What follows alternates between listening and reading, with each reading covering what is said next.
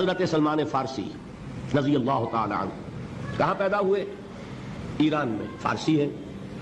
باپ ایک بہت بڑے آتش کدے کا چیف پریسٹ تھا، سب سے بڑا پجاری، اور وہ ظاہر بات ہے کہ جب باپ اس منصب پر ہے تو باپ کے بعد بیٹا بیٹھے گا، کیریئر اس کے لیے روشن۔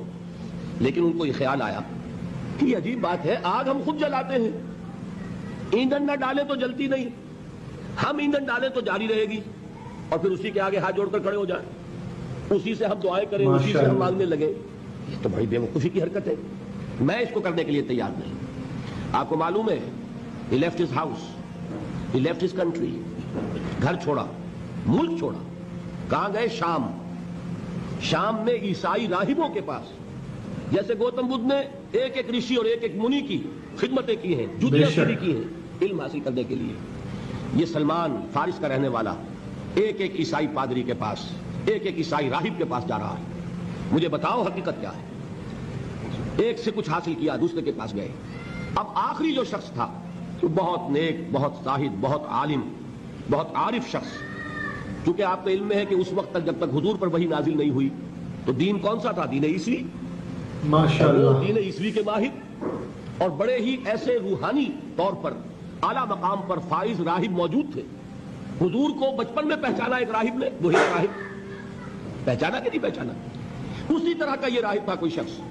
جب اس کی موت کا وقت آیا، حضرت سلمان فارسی پوچھتے ہیں کہ اب آپ مجھے کس کے حوالے کر رہے ہیں؟ میری تو وہ علم کی پیاس ابھی بجھی نہیں ہے۔ وہ شخص کہتا ہے میرا علم یہ مجھے بتا رہا ہے کہ نبی آخر الزمان کے ظہور کا وقت اب قریب ہے۔ تمہارے اندر جو یہ پیاس ہے علم کی، یہ تو انہی کے دامن میں پہنچ کر اس کو سیری حاصل ہوگی، اور میرا علم مجھے بتاتا ہے کہ جنوب کی طرف کھجوروں کی سرزمین میں ان کا ظہور ہوگا، لہذا قسمت یاوری کرے گی، بسم اللہ کرو، ادھر کا رخ کرو۔ ادھر اس راہب کی آنکھیں بند ہوئیں، ادھر انہوں نے سفر شروع کیا عرب کا، ایک قافلے کے ساتھ شریک ہو گئے۔ قافلے پر ڈاکوؤں کا حملہ ہوا، گرفتار کر لیے گئے۔ گرفتار کرنے کے کیا معنی؟ غلام بنا لیے گئے، غلام بنا کر بیچ دیے گئے۔ لیکن خریدار کون تھا؟ مدینے کا ایک یہودی، یہ ہے طلب صادق، کشاں کشاں، چاہے غلام کی حیثیت سے جا رہے ہیں مدینے، قسمت جو ہے یاوری کر رہی ہے۔ بظاہر یہ ہے کہ لوٹے گئے، غلام بنا لیے گئے، مدینے پہنچ گئے۔ حضور ابھی تشریف نہیں لائے، ابھی مکے میں ہے، لیکن خبریں آ رہی ہیں کہ مکے میں کسی نے دعویٰ کیا ہے نبوت کا۔ اب یہ منتظر ہیں، جا سکتے نہیں کہ غلام ہے، آزاد تو ہے نہیں کہ اپنی مرضی سے موو کریں۔ میں یہ کہا کرتا ہوں، یہ سلمان وہ شخص ہے، فارس کا سلمان، جس کے بارے میں وہ بات 100% صحیح ہے کہ پیاسا کنویں کے پاس نہیں گیا، کنواں پیاسے کے پاس چل کر آیا کہ محمد الرسول اللہ مدینے پہنچے ہیں صلی اللہ علیہ وسلم۔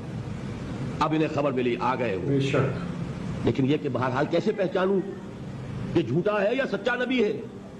میرے لیے کیا پہچان ہے؟ راہب سے ایک سوال کیا تھا، اس نے کہا تھا دیکھو ایک پہچان میں تمہیں بتا دیتا ہوں، وہ صدقہ اور خیرات قبول نہیں کریں گے، ہدیہ قبول کریں گے۔ لہذا اب یہ چشم تصور ہی سے آپ دیکھیے کتنی منت سماجت کی ہوگی اپنے اس یہودی آقا کی۔